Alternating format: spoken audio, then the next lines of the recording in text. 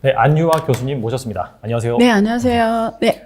교수님 모시고 최근에 약간 중국 이슈가 예. 전반적으로 그 글로벌 자산 시장에 네. 좀 뜨거운 이슈, 핫 이슈인 것 같아요. 네. 무슨 말씀을 드리냐면은 아시다시피 최근에 이제 중국의 네. 제로 코로나 네. 방역 이슈 때문에 네. 여기저기에서 뭐 백지 시위라고 하죠. 맞아요. 그런 부분들이 부각이 되면서 네. 실제로 중국 정부 역시 네. 약간 방역 스탠스를 완화하는 네. 그런 움직임이 나오고 있습니다. 네. 그래서 이번 기회로 중국의 이 네. 제로 코로나가 좀 종식이 될 네. 것이 아닌지 그런 네. 기대감이 있는 것 같거든요. 네. 어떻게 보시나요? 저는 그 답을 드릴 건데, 그 전에 궁금한 게 중국 네. 가보셨어요, 옛날에? 안 가봤어요, 저는. 한 번도? 한 번도 안 가봤어요. 아, 정말요? 네. 그럼 지금 투자 활동 하잖아요. 네, 그럼 네. 궁금한 게, 지금 실제 투자 활동에서 중국이라는 요소를 어느 정도 고려하셔야 돼요? 투자할 때, 의사결정 내리실 때. 네네. 중국 경제라든지 뭐 중국의 이런 지금 위기 같은 게 있잖아요. 코로나 네. 위기 이런 게 투자 의사결정에 아주 중요하게 영향 미치나요? 매우 중요하다고 네. 생각이 되는 이유가 네. 뭐냐면 약간 네. 국가별로는 좀 다를 것 같은데 네. 한국 같은 경우에는 그 GDP에서 수출이 차지하는 비중이 거의 절반 정도 되는데 그 중에서 가장 큰 국가가 또 중국이잖아요. 그렇죠. 그리고 자산 배분 관점에서도 사실 뭐 글로벌 IB들이나 외국인 투자자들이 그렇죠. 신흥국에 투자를 할 때 네네. 중국이 가장 크고 그렇죠. 그다음에 한국 같은 경우에는 아무래도 이 중국 경제에 좌지우지되는 영향을 받다 보니까 중국이 좋으면 딱 같이 좋을 수 있는 그런 또 여러 가지 복합적인 요소가 있기 때문에 항상 중국을 체크하셔야 되겠네요. 해야죠. 아, 네. 그래서 지금 저한테 질문도 많고 또 기업이 컨설팅 받는 기업들도 지금 이게 굉장히 헷갈리는 거예요. 이게 지난번에 사실 10월 달에 중국 공산당 20차 당대회 열리고 시진핑 3년임이 확정이 되면 좀 완화가 되지 않겠냐 그렇게 생각했잖아요. 근데 아닌 게 아니라 그때 당시에 중국 뭐 위생건강관리위원회도 그렇고 해당 이거 담당하는 부처의 핵심 리더들도 그렇고 이제는 타겟을 좀 더 정확하게 하는 관리 정책이 필요하다. 그리고 이렇게 무작위적으로 뭐 봉쇄하거나 이런 걸 하지 말라. 이런 게 좀 나왔었어요. 그래서 갑자기 시장에서 그러면 이제 완화되는 거 아니야? 굉장히 기대를 했다가 또 지금 한 3주 전부터는 갑자기 전국에 걸쳐서 코로나 확자가 급속하게 증가하기 시작한 거예요. 맞아요. 갑자기. 네. 그래서 지금 누적 환자 수가 확진자 수가 33만 명 넘어갔고요. 지금 사망자 수도 지금 몇천 명이거든요. 사실 다른 나라에 비하면 되게 적은 건데 14억 인구가 이 정도면 되게 적은 건데 맞아요. 그럼에도 불구하고 중국 사람들이 워낙 코로나를 이렇게 무섭게 생각하기 때문에 여기에 대해 데이터에 대해서 엄청 민감하단 말이에요. 그래서 갑자기 또 각 지역별로 봉쇄가 강화됐어요. 그래서 이게 왜 풀린다던 게 갑자기 거꾸로 가냐 이러면서 엄청나게 이 해외 이 글로벌 IB들도 그렇고 또 네. 투자를 굉장히 곤혹스러웠는데 문제는 최근에 이게 중국의 사회 안정하고 또 연결된 거죠. 그게 이제 질문하신 대로 사실 중국 사람은 시위라는 거 안 해요. 못하게도 하고 사람들이 이렇게 밀집되게 있게 못 하거든요. 그래서 시위가 거의 존재하지 않는 국가에 속해요.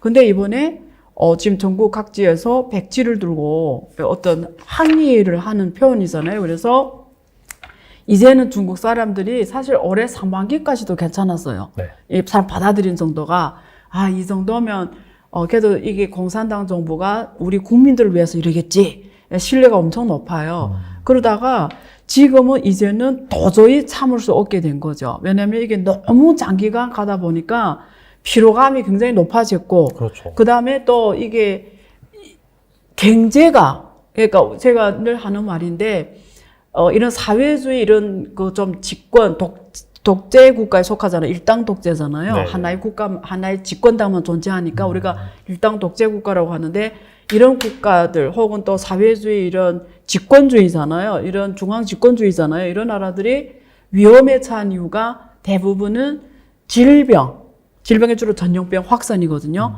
질병 아니면 가난이거든요. 경제가 무너지거든요. 네네. 구소련이 무너진 거는 경제가 무너졌거든요. 그래서 나라가 파산한 거잖아요. 그래서 가난 아니면 질병이거든요. 근데 코로나를 다 봉쇄 정책으로 제로 코로나 정책 취한 거는 질병이 확산하면 많은 사람, 중국은 14억, 인구 베이스가 14억이기 때문에 예를 들면 거기 1%라 해도 막 1,000만 명 넘어가는 데이터니까 이게 받아들일 수가 없는 거, 사회적으로. 그러면 사회 안정이 위협받으니까 봉쇄 정책을 할 수밖에 없었는데, 그냥 질병으로 나라가 사회 안정이 위협받게 되는 거죠. 그래서 제로 코로나를 취했는데, 제로 코로나 취하니까 정상적인 경제 활동이 안 되니까 그 하루 벌어서 하루 먹고 사는 사람 많잖아요. 네. 아니면 뭐 내가 일자리가 있어서 월급 받아서 먹고 사는 사람 많은데 돈을 뭐 막 저축해서 사는 사람들 아니니까. 그러면 이제는 그게 뭐 환자는 많이 안 나고 전파는 안 되는데 가난으로 죽게 생긴 거죠.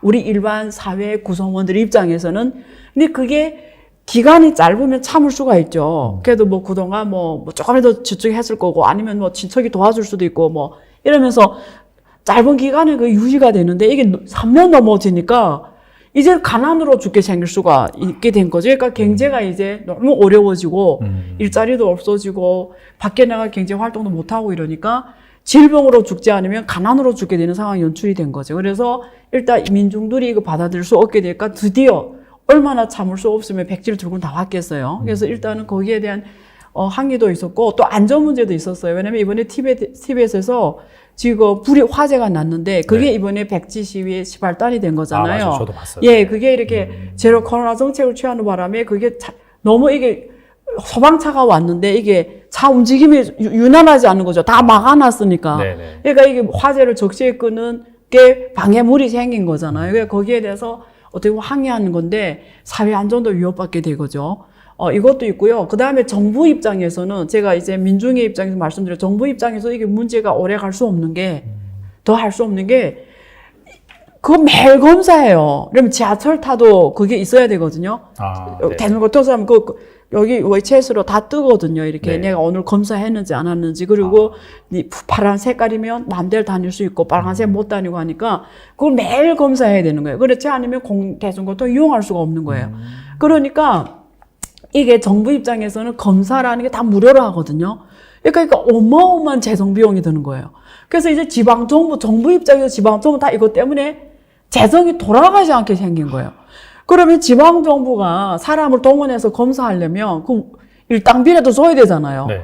그냥 재정 수입으로 주는 거잖아요. 그렇죠. 그러니까 이게 3년 동안 넘게 진행되다 보니까 이제 지방 재정이 거덜이 난 거예요. 그러니까 사람을 쓰려면 이제 돈을 못 주니까 다 뭐죠? 이게 나중에 준다 놓고 이런 걸로 지금 진행이 되는데 사람들이 그것도 하루 이틀이지 그냥 나중에 준다 놓고 지금도 못 받으면 이제는 안 한다 이러잖아요. 일을 안 하겠다 이렇게 되니까 지방 재정이 이제 유지가 안 된 거예요. 그러니까 지방 재정도 유지가 안 되고 도저히 지금 이제 검사 인력도 우선 찾기 힘든 상황인 거죠. 그래서 그걸 이제는 학교에다 맡겨놨어요. 학교에다. 왜 학교 선생님한테 맡겨놓은 거예요. 네. 원래 학교 선생님들은 가르쳐야 되는 입장인데 지금 나가서 다 일을 하게 생긴 거예요. 이유는 그래도 학교는 월급이 나가거든요.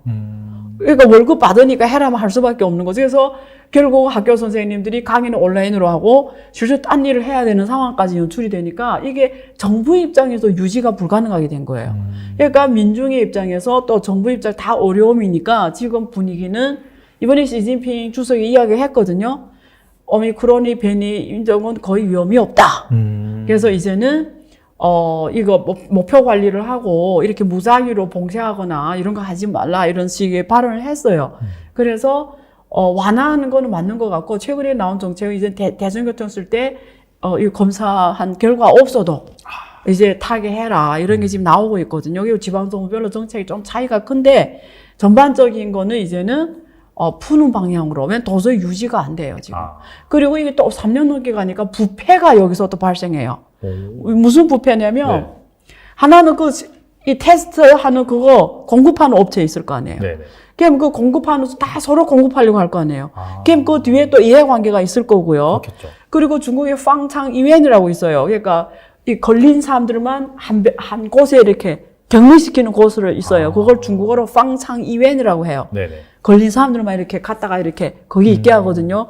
거의 뭐 수용소처럼 생겼는데. 그렇겠네요, 진짜. 예, 근데 그거 이렇게 또 그거 한 명을 보낼 때마다 거기에 대한 어떤 인센티브를 준대요. 무슨 뜻인지 아시겠죠? 그러면은 약간 그러면 막 잡아서 넣을 수 그렇죠. 있겠네요. 그러면 이게 검사 결과를 조작이 가능해질 수도 있잖아요. 네. 예를 들면 우리 사회자님은 검사했는데 안 걸렸는데도 네. 한 명 보내면 거기에 인센티브 오면은 네, 네. 보낼 수도 있는 거죠. 그렇죠. 예를 들면 이런 식으로 다 그렇지는 않지만 이런 오래 가니까 그러니까 사람이 세월이 오래 가니까 거기에 또 이해관계가 발생하기 시작하잖아요. 거기서 기득권이 왔다 갔다 하면서 그러면 또 부패가 발생할 수 있는 소지도 있는 거죠. 그러니까 정부 입장에서도 이게 하기가 이제 점점 이게 말이 어려워지니까 제 생각에는 이제는 중국 정부 입장에서는 최적의 방법이 이제 풀 수밖에 없는 거죠. 근데 이게 어떤 우리가 연착륙이라고 하거든요. 이걸 네네. 이게 이제부터 안 한다 이러기에는 이게 시진핑 지도부가 지금까지 제일 큰 성과로 잡는 게 제로 코로나 정책이에요. 근데 이제부터 안 하겠다 이러기에는 조금 이렇게 제일 성과로 잡았던 걸 갑자기 안 한다 이러면 이상해지잖아요. 그냥 그렇죠. 다른 나라하고 차별성이 없어지잖아요. 이게 공산당 동부가 가장 잘한 정치 성과로 뽑는데 갑자기 어느 나라 이제 안 해 이러기에는 또 정치적 부담이 있으니까 제 생각에 이렇게 스텝 바이 스텝으로 지역별로 이렇게 어떤 좀 이유를 주면서 할 것 같아요. 근데 방향은 이제는 더는 유지할 수가 없다. 이거는 확실하고요. 이거 확실. 그다음 두 번째 이슈는 뭐냐면 여기에서 그러면 가설 이제 안 한다 해서 바로 문제가 끝나냐? 그렇게 생각하시죠? 만약에 중국 정부가 이제부터 안 한다 이러면 문제 다 해결된다고 생각하세요? 어떻게 생각하세요? 많이 걸리겠죠, 이제 그러면 사람들이. 그렇죠. 네. 이제부터 그냥 걸리기 시작하겠죠. 네. 그러면 걸리기 시작해서 그게 만약에 중국 정부가 만약에 이 데이터를 안 공개하면 사람들이 모르니까 모르겠지만 만약에 이게 언론 투명성 때문에 다 공개해버리면 만약에 이게 한국처럼 뭐 5,500만 명 인구도 아니고 14억이 이제부터 걸리기 시작하겠죠. 왜냐면 이제부터 뭐죠? 이제부터 이제 이게 그런 게 없으니까. 그러면 이제는 사람들이 공포심이 생기버리면 다 풀었는데도 안 나올 수가 있는 거죠. 거리로 안 나올 수가 있고 소비를 나와서 이렇게 경제 활동 안 할 수도 있죠. 그 가능성도 있다라는 거죠. 왜 그러냐면 중국 사람들 이게 죽는다고 생각하는 사람 많아요, 아직도. 그러니까 여기서 이슈가 두 번째는 하나는 첫 번째는 푸냐. 근데 제가 답 드리는 거는 풀기로 하는 것 같다. 그리고 방향도 우선은 더 지탱하기 어려우니까 풀 수밖에 없다. 답은 이렇게 들을 수가 있는데 두 번째, 그냥 푼다고 끝나는 일이냐. 이제부터는 중국 사람들 어느 만큼 그게 왜 면역력이 안 생겼으니까. 그러면 중국도 어느 만큼 백신을 맞게 하고 그리고 백신을 맞는 게 또 재정 돈으로 써야 되잖아요. 그렇죠. 그것도 어마어마한 재정 부여가 별로 화이자 같은 거 쓰기가 힘들 것 같은데 돈이 많이 드니까. 네. 그러면 치료제에 문제가 있죠. 치료를 해야 되고 그런 병상이 있어야 되고 ICU도 있어야 되고 이게 또 인프라가 갖춰져 복잡하거든요. 중국이 다 안 돼 있어요, 병원이. 네. 그러니까 이게 쉽지는 않을 것 같아요. 시간이 어쨌든 빨라서 내년 상반기까지는 EUC가 경제에 주는 부담이 계속 클 거라고 저는 생각합니다. 예.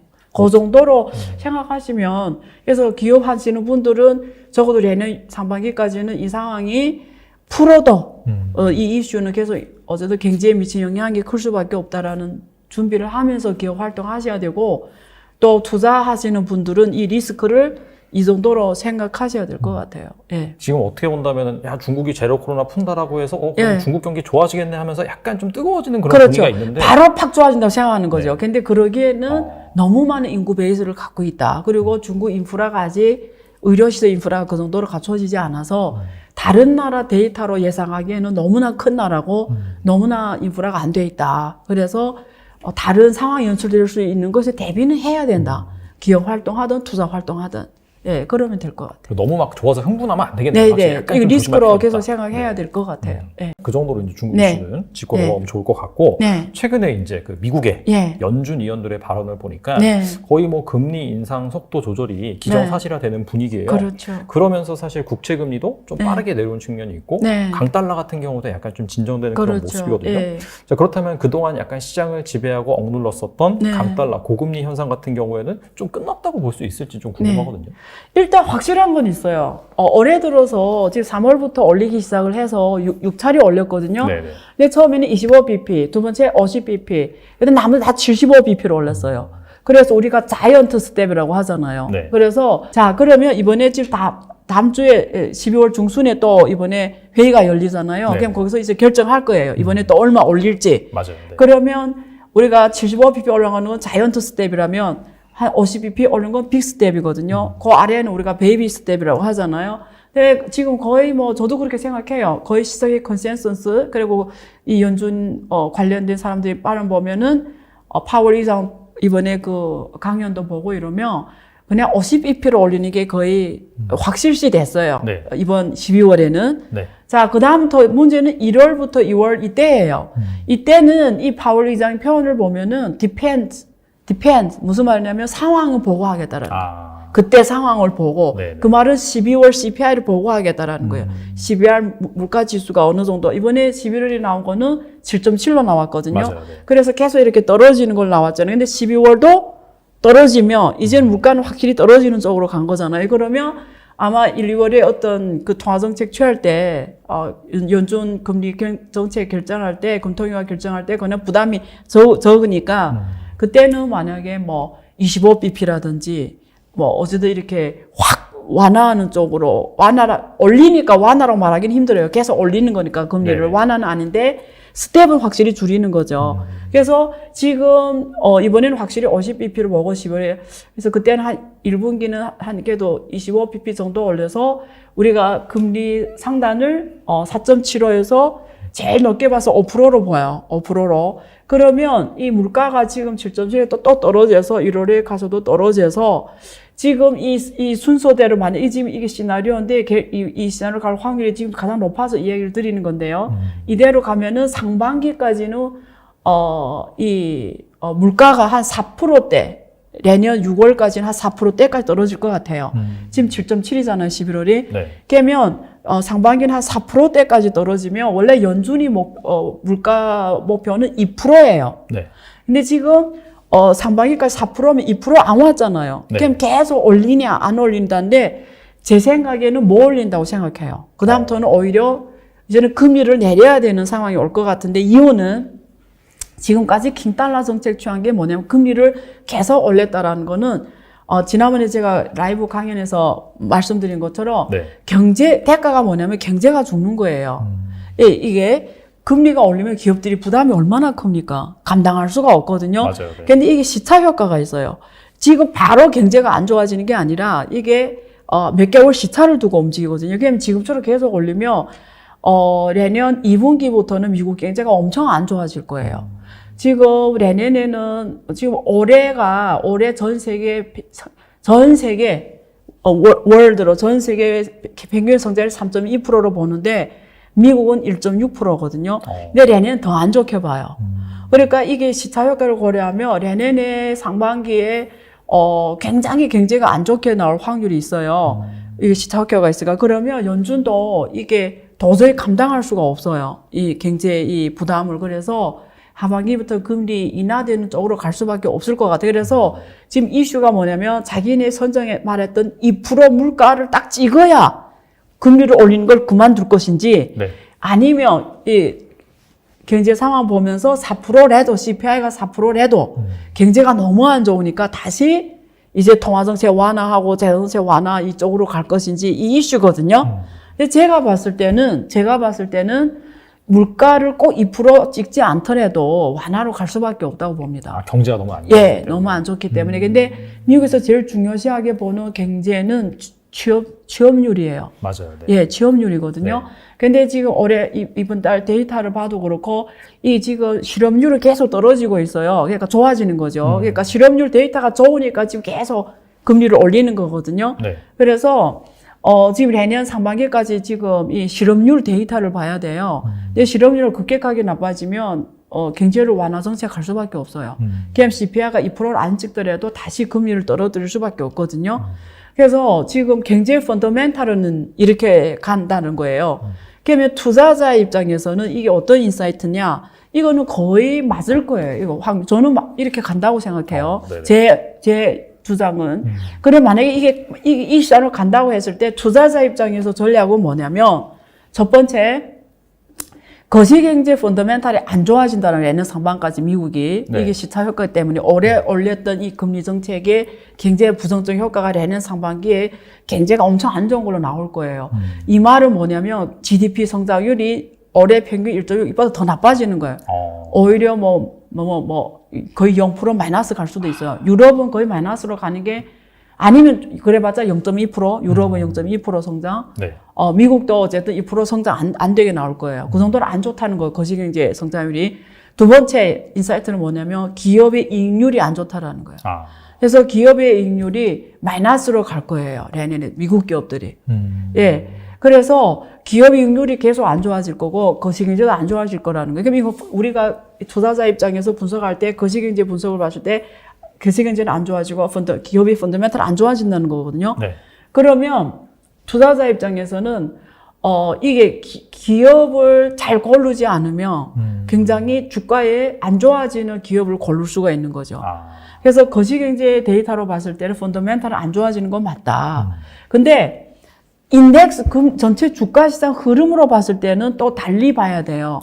그러니까 왜냐면 주식 시장은 선도 지표예요. 경제의 선도 지표예요. 먼저 움직이는 예. 거죠. 네. 그러니까 내년은 안 좋지만 거시경제는 안 좋지만 그렇다고 해서 주가 시장이 안 좋냐는 다른 문제예요. 왜냐면 주가 시장은 그 다음 해를 반영해요. 그렇죠. 그러니까 내년은 거시경제는 안 좋은데 내년에 또 하반기에 가서 미국 정부가 재정정책 완화 정책, 통화정책 완화 정책 제하면 그다음 경제가 다시 좋아질 거 아니에요. 그러면 2024년 경제가 좋아지면 주식시장은 반년 먼저 반응해요. 이게 내년 하반기부터 주식시장이 올라갈 수가 있어요. 그래서 올라가면서 2024년에 또 이렇게 올라가는 흐름을 탈 수가 있거든요. 그러니까 주식시장은 먼저 반영해요. 네. 그러니까 거시경제와 기업 이익이 안 좋대서 우리가 인덱스를 말해요. 전체 주식시장의 흐름을 말하는 겁니다. 뭐 안 좋았냐고는 또 다른 이슈예요. 근데 지금 거시경제 흐름으로 봤을 때는 내년 상반기까지 금리를 계속 올리기 때문에 자산 가격이 계속 떨어지는 게 금리 올리니까 떨어지는 거예요. 그렇죠. 근데 내년 하반기에 우리가 경제라는 건 기대라고 늘 말하잖아요. 제가 기대. 네. 투자자는 기대를 하고 투자 전략을 짜는 거니까. 그러면 내년 하반기에 다시 통화정책 금리를 떨어뜨린다고 생각하면은 어떻게 되죠? 주식시장이 자산 가격이 올라가게 되는 거죠. 그렇죠. 부동산을 약간 풀어주는 풀어주니까. 네. 주식 가격, 부동산 가격 다 올라가게 돼 있어요. 금리 떨어지면 네. 역방향이니까. 네. 그러면 투자자의 전략의 입장에서 보면은 지금은 들어가야 되는 시점인 거예요. 그때가 들어가면 늦다라는 거예요. 주식시장이 먼저 반응하니까. 네네. 그래서 지금부터 내년 상반기까지는 들어가는 거를 들어가야 되는 거. 어차피 지금 들어가든지 어쨌든 상반기 이전에는 투자자 입장에서 들어가는 걸 무슨 말이냐면 어디다 투자할 걸 골라야 되는 거예요. 골라야 된다는 이유는 뭐죠? 뭘 할지를 지금부터 찾는 과정을 만들어야 된다라는 거예요. 네네. 근데 예를 들면, 내년 그러니까 6월까지 안 하다가, 이제 딱 하자! 이러고 하면은 안 된다는 거예요. 그러니까 지금부터 공부를 해가지고, 리서치를 해가지고, 내가 슬슬 어디다 투자할지, 이제부터 선수로 들어갈 준비를 해야 되는 게 딱 윈도우가, 그 창구가 지금부터 내년 상반기까지라는 거죠. 가장 좋은 들어가는 시점이. 네. 예. 그렇게 투자자 인사이트는 이렇게 가는 겁니다. 예. 그러니까 사실 상반기에 여기에서 얼마까지 더 빠질지 네. 아니면 여기에서 네. 행보를 할지 알 수는 없지만은 확실히 교수님께서 말씀하신 부분 같은 경우에는 네. 내년 상반기부터 이제 본격적인 진행이 그렇죠. 시작이 되고 네. 하지만 주식시장 같은 경우에는 거의 한 6개월 정도 그렇죠. 빠르면 또 1년 가까이 선반영하기 때문에 맞아요. 그런 것들을 감안한다고 예. 한다면 지금 하반기부터는 그렇죠. 좀 랠리가 나올 수 있으니 그렇죠. 약간 좀 지금부터 6개월 정도 찾아야죠. 예. 계속해서 사모으는 그렇죠. 공부하면서 그거 막 사면 안 되잖아요. 네, 나한테 그렇죠. 맞는 걸 사야 되니까 공부하면서 나한테 최적의 포트폴리오를 지금부터 짜가야 되는 거죠. 네. 예. 그렇다면은 지금이 사실 뭔가 이렇게 포트폴리오를 잘 꾸려서 네. 수익을 볼 수 있는 좋은 타이밍인 것 같긴 한데 네. 그렇다면은 만약에 이제 여유 자금 한 1억 정도 있다라고 네. 한다면은 지금 이 상황에서 물론 투자 대상 공부를 해야 되긴 하겠지만 네. 자산 배분 관점에서 좀 네. 어떻게 포트폴리오를 갖춰가면 좋을지 말씀해 주시면 좋을 것 같습니다. 네. 일단은 어느 시장을 하는 게 중요해요. 그래서 일단 첫 번째 스텝, 나라를 선택해야 돼요. 여러분은 이 방송 듣는 분들이 한국 사람일 수도 있고, 네. 중국 사람일 수도 있고, 미국에 있는 분들일 수도 있는데, 일단은 국가 포트폴리오 차원에서 어느 국가를 선택할지. 그러면 지금 펀더멘탈에 봤을 때는, 지금 중국 시장, 한국 시장, 미국 시장이 우리가 평균 퍼로 봤을 때는, 지난번에 제가 라이브 강연에서, 주식형 라이브 세미나에서 네. 말씀드린 대로, 전반적으로 모든 국가의 인덱스, 우리가 주식시장의 인덱스를 말합니다. 다 하단에 와 있어요. 그러니까 우리 전반적인 가격 수준을 보면 지금 아래쪽에 와 있는 건 맞아요. 근데 상대적으로 누가 더 많이 떨어졌냐 보면은 미국은 좋은 주식들이 많이 안 떨어졌어요.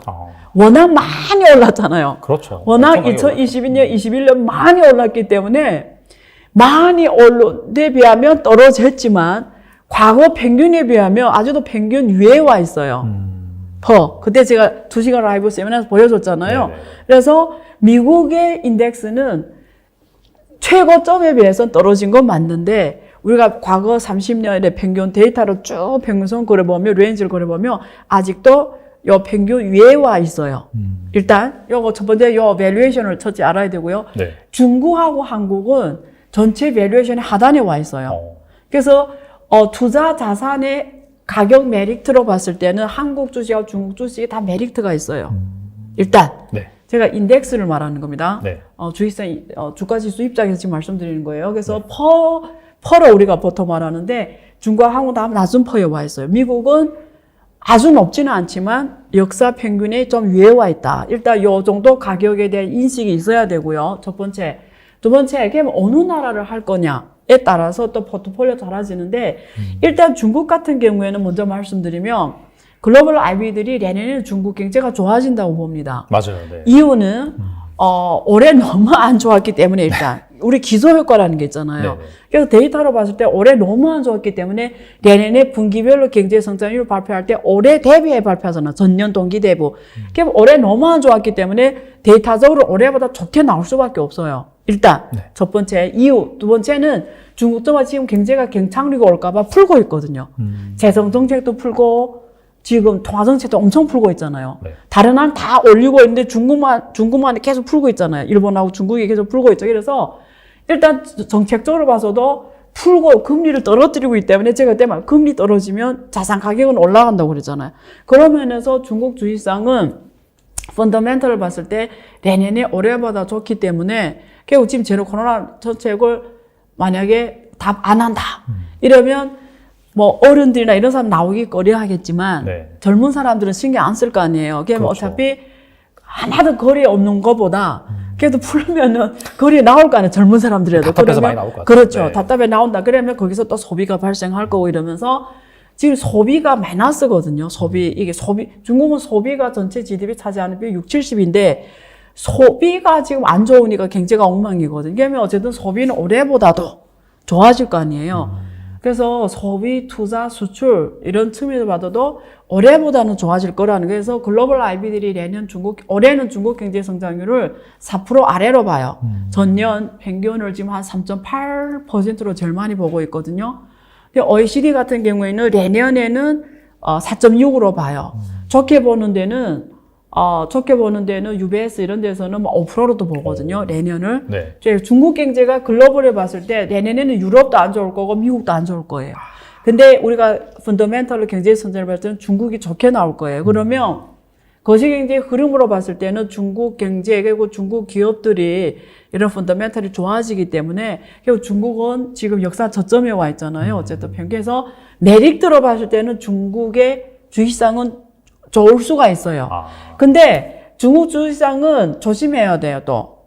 제가 그때 라이브 강의에서 말씀드렸고, 중국 주식상은 네. 막 이래 사놓고 장기 투자하고 이러기엔 조금 위험합니다. 그래서 중국 주식상 투자할 때 조심해야 되는 거 들어가는 시점과 나오는 시점을 잘 아셔야 돼요. 예, 무조건 그냥 딱 사놓고 뭐 10년, 20년 갖고 있는 돈 버는 시장은 아니에요. 워낙 거기에 중국 경제는 정치 경제거든요. 정치 경제학이 맞거든요. 네네. 중국 경제를 풀 때 정치 경제학으로 풀으면 더 맞아요. 그래서 정치 경제하기 때문에 꼭 경제적 시장 요소만이 이 경제의 변수들을 영향 주는 게 아니라 정치적 문제가 거시 경제 변동을 일으키기 때문에 정치 경제학적으로 중국 시장을 바라봐야 되기 때문에 만약에 중국에 대해 평시 관심을 안 갖고 공부를 안 한 사람들이 갑자기 중국 주식시장이 내년 좋다고 하더라. 쫙 들어가고 이러면 리스크하다는 걸 말씀드리는 거예요. 이렇게 접근하시고 한국 지상은 저는 되게 좋게 봐요. 왜냐면 일단 한국 사람들 같은 경우는 한국 자기 나라가 익숙하잖아요. 네. 첫째, 네. 정보가 많잖아요. 네. 셋째, 가볼 수 있잖아요. 네. 그 기업을. 그래서 한국 주식상의 전반적 밸류에이션이 낮기 때문에 저는 ETF를 사놓는 게 좋고 어느 종목일 때 모르는 사람한테는 네. 근데 많이 투자하는 사람들한테는 자기가 평소에 사고 싶은데 그동안 올라서 못했던 주식을 이제는 사야죠. 그런 사람 있잖아요. 네. 근데 살려고 했는데 그 2020년, 21년 너무 많이 올라서 그래서 못 샀던 사람들이 엄청 많아요. 그런 사람들이 지금 스터디를 해가지고 내가 아, 이런 주식은 지금 이 낮을 때 사놓으면 좋겠다. 뭐 국민연금에 가입하는 것처럼 그러기에는 한국 시장이 난 좋다고 봐요. 한국에 좋은 주식이 정말 많아요. 그래서 싸고 그래서 저는 한국 주식시장에 대해서 특히 미래 산업 쪽으로 저는 좋다고 생각하고요. 그래서 중국 주식시장은 저는 소비주라든가 경기 방어주 네. 이런 주식들이 내년에 살아날 확률이 높고요. 그리고 중국 정부가 지금 ESG를 엄청 크게 해요. 이런 친환경 그런 쪽, 친환경 쪽 이런 쪽 주식들은 저는 좋게 보고 한국은 미래산업 쪽으로 저는 좋게 봅니다. 예, 예를 들면 미중 갈등 때문에 중국이 미국의 제어를 받는 주식들이 있잖아요. 반도체라든지 2차 전지, 전지 산업, 배터리 산업 네네. 이런 쪽을 저는 되게 좋게 보거든요. 미래 신성장 엔진 쪽 산업들. 그래서 이게 수혜를 받을 거거든요. 미중 갈등 때문에. 예, 그래서 그런 쪽을 저는 또 공동적으로 보고요. 어쨌든 지금 확실한 거는 이제 슬슬 내가 하고 싶은 걸 해도 되는 자산시장이 오고 있다. 그렇게 보시면 될 것 같아요. 그렇다면 네. 주식 비중을 한 현 시점에서 어느 정도 가져가면 좋을까요? 정말 좋은 질문인데요. 일단은 1억이 있으면 50%는 예금하세요. 지금 예금하기 너무 좋아요. 아, 그러네요. 제가 주식을 라이브에서 맨날 말했잖아요. 네. 지금 뭐 해야 되나? 예금해라. 왜냐면 지금 정기예금이 5%짜리 나왔잖아요. 5% 수익률 벌긴 쉽지 않아요. 아, 그렇죠. 네. 예, 그래서 1억이 있으면 5천만 원, 50% 무조건 예금. 예금. 예. 두 번째, 나머지 50%는 인생이 한번 배팅할 만해요. 지금 배팅해도 되는 시점이 왔다. 그 나머지 50%는 배팅하세요. 근데 배팅하는데 잘 모르면 ETF로 배팅하세요. 그럼 그럼 제 생각에는 그럼 어느 나라 할지 잘 모르겠다 하면 제 생각엔 세 개 나라 다 하는 게 좋아요. 모를 때는 그냥 이 세 개 나라 ETF를 다 해놓는 게 좋아요. 그러면 나머지 50% 중에 10%씩 해놓는 거죠, ETF로. 그럼 3천만 원이잖아요. 네. 나머지 2천만 원은 이거는 그냥 잃는다고 생각하고 베팅하는 거예요. 어떤 종목에. 이거는 완전 하이 리스크에 투자하는 거죠. 2천만 원 내가 손실 봐도 오케이. 이 생각하고 베팅하는 거죠. 그러면 내 평소에 못 샀던 주식, 위험은 크지만 그래도 올라가면 엄청 올라가는 주식들이 있잖아요. 이거 스터디를 해야 됩니다. 막 사면 또 안 되고요. 대신에 리스크 커도 괜찮다. 그래서 이렇게 하면 저는 거의 리스크 큰 내 인생에 영향 없이 리스크 부담 크지 않게 할 수가 있거든요. 예. 그래서 이 정도로 포트폴리오 짜면 좋을 것 같습니다. 그 20% 같은 경우에는 하이 리스크 하이 리턴 예. 자산의 투자라고 예. 말씀하셨는데 여기저기 그것도 들어가도 돼요. 그 비트코인 같은 그렇죠. 거. 암호화폐 같은 그렇죠. 경우 그쪽에 약간 좀 뭔가 일가격이 비트코인, 있고 예. 스터디를 많이 했다라고 한다면 뭐 이런 쪽에 이더리움이라든 비트코인 이런 게 좋죠. 만약에 평소에 공부 좀 했고 네. 또 이쪽 개념이 있는 분들은 이게 하이 리스크 하이 리턴에 하나의 종목 중에 가상 자산도 들어간다. 그렇게 왜냐면 없다고 생각하고 해라고. 예, 예. 여기도 마찬가지로. 근데 벌면은 또 한 2배, 3배 그렇죠. 벌 쓰니까. 순식간에 또 올라가고 예, 있으니까. 예, 예. 여기도 약간 좀 매크로 관점에서 예. 다시 유동성이 풀리고 네. 좀 그런 시점에 맞아요. 좀 그러니까 가상자산은 우리가 대체 투자 범주예요. 우리가 이런 글로벌 투자은행, 글로벌 증권사나 이런 데 가면 대체 투자 파트가 있거든요. 그 대체 투자 파트는 보통 하이리스크 자산들을 담습니다. 포트폴리오를 담거든요. 네. 담는다. 그러면 가상자산은 요즘에 원래는 2017년 이전에는 18년 이전까지만 해도 개인 투자자들의 영역이었어요. 가상자산은 매니아들만 했어요. 맞아요. 네. 근데 2018년 지나면서 특히 2020년 지나면서 기관 투자가들 들어오기 시작했어요. 이 가상자산 시장에. 그래서 이제는 하나의 중요한 대체 투자자산의 하나의 자산 그 범주로 남았어요. 그래서 이게 하이리스크 영역이에요. 근데 하이리스크는 하이리턴이거든요. 그래서 한번 베팅할 필요는 있다. 또 이 방송을 듣는 분들이 제가 이런 얘기 하면은 내가 마치 가상자산 투자로 선전한다고 이해를 해요. 그 뜻이 아니고 예를 든 겁니다. 네네. 그러니까 제가 한 20%는 한번 좀 인생을 걸 필요가 있다. 그럼 어디다 걸어야 되냐는 당신이 보기에 이거 메리트가 있는데 위험은 크다고 생각한다. 그러니까 당신이 잘 아는 데다 걸어라 뜻이에요. 이제 예를 하나 든 게 가상자산일 뿐입니다. 예, 예. 뭐 사람마다 다른 것 같아요. 그렇죠. 테슬라를 좋아하는 사람 테슬라를 그렇죠. 그런 뜻이에요. 그다음에 비트코인이나 암호화폐를 그렇죠. 예전부터 연구를 많이 하는 그렇죠. 사람들은 그걸 이제 투자해야 그렇죠. 되는 거고 예. 상황에 맞게 그렇죠. 판단하면 되실 예, 것 같습니다. 예. 그리고 이제 지난번에 투시경 세미나에서 예. 제가 인상 깊게 들었던 예. 주제 중에 하나가 네. 50년 경제 주기설에 맞습니다. 대한 이해와 예. 투자 기회에 대해서 말씀하셨는데 네. 내용이 너무 좋아서 여기서도 예. 좀 말씀해 주시면 좋을 것 같습니다. 네. 지난 주말에, 우리가 분기별로 지금 네. 2시경 라이브 세미나 하기로 했잖아요. 네. 우리 여기 사이다 경제와 같이. 그래서 지난번에 해서 굉장히 성황리에 끝났는데요. 제가 사실 굉장히 한 2시간 반 넘게 강연했잖아요. 예. 근데 다 해줄 수는 없고. 네. 거기서 제가 강조하고 싶었던 게, 사실은 이게 투자를 공부하다 보면은 이렇게 규율성, 룰이 있어요. 근데 확실하게 이미 우리 우리 살아생전에 우리가 태어나기 이전에 유명한 경제학자들이 경제가 어떻게 돌아간다라는 거를 잘 정리해 놨어요. 앞으로 우리가 계속 리서치에 새로운 이론을 만들어야 되겠지만, 근데 놀랍게도 그 이론들이 대부분 맞아요. 그래서 저 같은 경우에는 학생들 가르치는 입장에 있다 보니까 그걸 검증하게 되잖아요. 그렇죠. 근데 놀랍게 진짜 맞아요. 그래서 제가 그걸 사실 알려주고 싶어서 라이브 세미나를 한 거거든요. 왜냐면 이런 건 내가 알면은 큰 실수를 안 범하면서도 어떤 기회를 테이킹할 수 있으니까 첫 번째 2시간 라이브 강의로서 하고 싶은 게 경제 주기에 대한 개념을 확실히 심어주고 싶었어요. 경제 주기라는 거는 되게 여러 가지 개념이 있어요. 네. 이게 50년 경제 주기도 있고 10년 경제 주기, 우리가 죽을라 경제 지구라고 하는데 이런 10년짜리도 있고 20, 30년짜리도 있고 2, 3년짜리도 있고 이런 경제 주기 개념 되게 많습니다. 네. 근데 이 짧으면 경기 순환이라고 해요. 근데 경기 순환은 보통 왜 오냐면 부채 때문에 와요. 내가 우리가 왜 올해는 경기가 좋았다, 내년은 경기가 나빴다 해서 경기 고점, 표현이 정확하게 돼 경기입니다. 경제가 아니고 네네. 경기가 좋다. 네. 그래서 경기 고점, 경기 쇠퇴, 경기 침체, 경기 정점, 다시 경기 회복 이렇게 가잖아요. 그래서 이렇게 사이클이 이렇게 가잖아요. 네. 이런 2, 3년짜리 이런 경기 순환은 부채 때문에 와요. 부채는 왜 일으키냐? 보통 제조업이잖아요. 산업이 대부분 국가의 산업이 제조업이잖아요. 근간이 제조업. 제조업이라는 거는 주로 기계를 쓰잖아요. 기계는 어떤 개인 돈으로 할 수 없는 영역이잖아요. 그렇죠. 그러면 어떻게 하죠? 보통 은행 가서 설비 자금을 대출해 와요. 그건 부채잖아요. 그럼 경기 좋을 때는 내가 설비를 완전하게 다 돌려가지고 이익을 많이 내서 부채를 꼬박꼬박 갚는데, 어떤 이게 생산 과잉이라든가 모든 사람들이 생산을 너무 많이 해서 안 팔릴 수 있잖아요.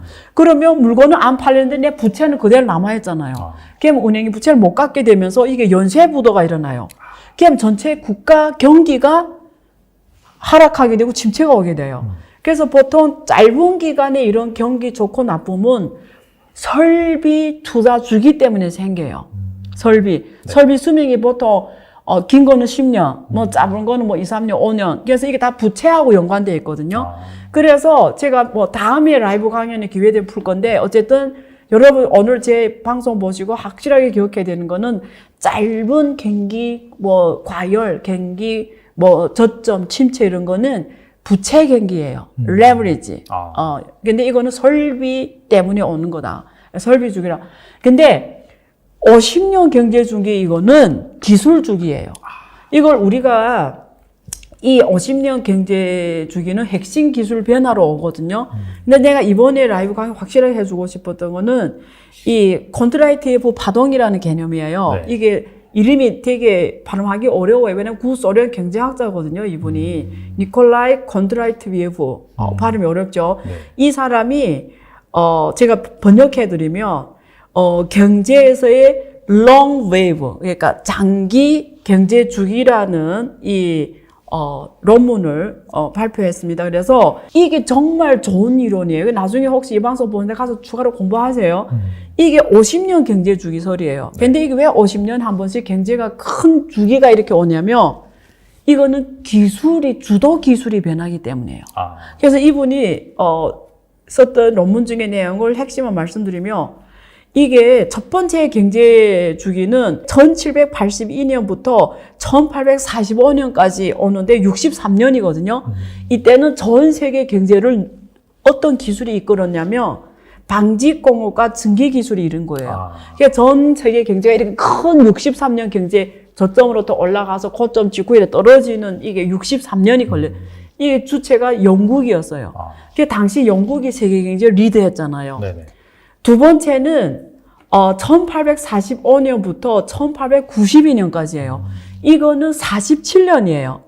이거는 무슨 기술이 주도했냐면 철강과 철도 기술. 아. 이때 막 철도가 나오기 전에서 또 전 세계 기술을 한번 큰 롱웨이브를 끈 거예요. 네.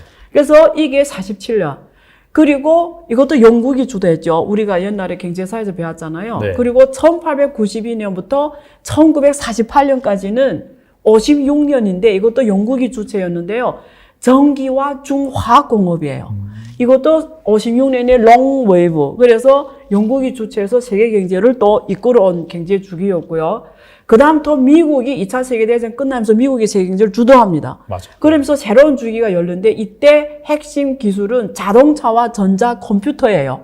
이거는 1948년부터 1991년입니다. 그래서 43년이에요. 그래서 전 세계 또 경제가 한번 큰 성장이 와요. 그 다음에 또 미국이 핵심인데요. 이제부터는 우리 기억이 나는 연대에 들어 1991년부터 2035년까지인데요. 네. 지금 2022년이잖아요. 이제 몇 년이 안 남았어요. 네. 그러면 대충 이게 44년 경제 주기예요. 그게 미국이 중심이었고 정보기술. 아. 그래서 제가 왜 라이브 강좌에서 이제는 50년이 새로운 기회 왔다. 제가 이랬잖아요. 네. 그 이유는 이제 정보기술이 2035년이면 제가 이게 1991년부터 상용화됐거든요. 그전에는 미국 군사용으로만 써있어요. 인터넷 기술이. 근데 91년부터 상용화가 됐거든요. 그래서 91년부터 지금 2035년에 저점으로 가는 거예요. 이게 새로운 기술이 이렇게 또 오는 거예요. 50년. 그러면 우리가 알고 있는 세계 시가총액 1등 기업들, 구글, 아마존, 중국의 알리바바, 한국의 네이버, 이런 세계 빅테크 기업들이 다 90년대 말에 출연했어요. 맞아요. 네. 근데 지금 세계적 시가총액 1등에서 10등 하는 이유는 이 긴 50년 경제 주기의 상승을 다 패킹한 거예요. 그래서 세계 1등도 10등 기업으로 간 거예요. 네. 근데 요즘에 그거 들었죠. 빅테크 기업들이 요즘에 어렵다는 이야기 들었죠. 맞아요. 네. 막 일자리를 줄이고 사람을 자른다는 이야기 들었죠. 네. 왜 그렇게 해서요? 이제는 이 기술 핵심 주기가 수명을 다 하고 있는 거예요. 그러니까 이 수미가 언제 끝나냐? 2035년이 끝나요. 아. 그러니까 왜 지금 빅테크 다 사람을 줄여요?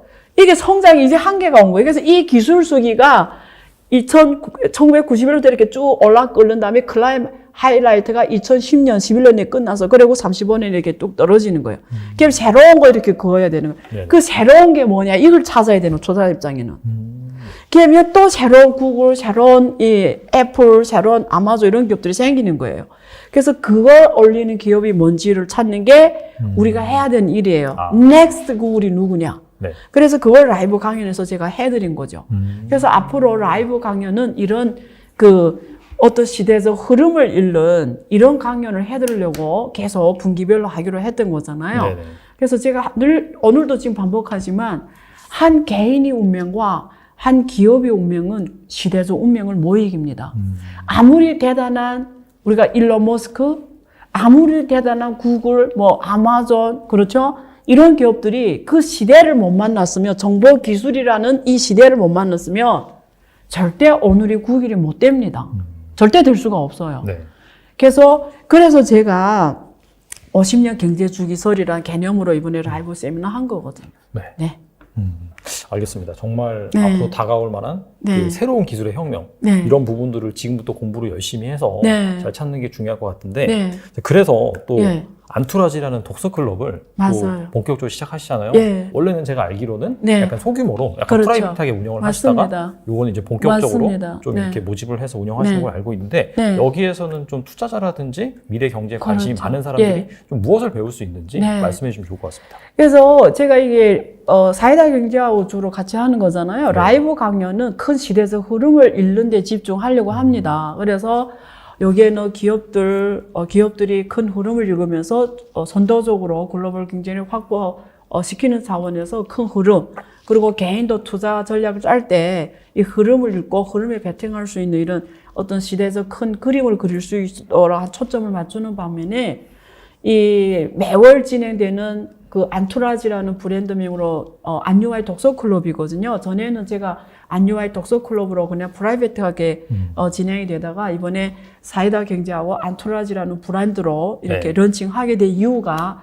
좀 더 이 과정을 많은 사람들이 와서 공부하게 하고 싶은 욕심이 있었거든요. 근데 여기서는 디테일을 다루려고 합니다. 그러니까 구체적인 거. 네. 예를 들면 작게는 우리가 이 기업에 지금 우리 기업을 어떤 주식을 산다고 했을 때 지금 주가가 이게 합리적인 주가냐?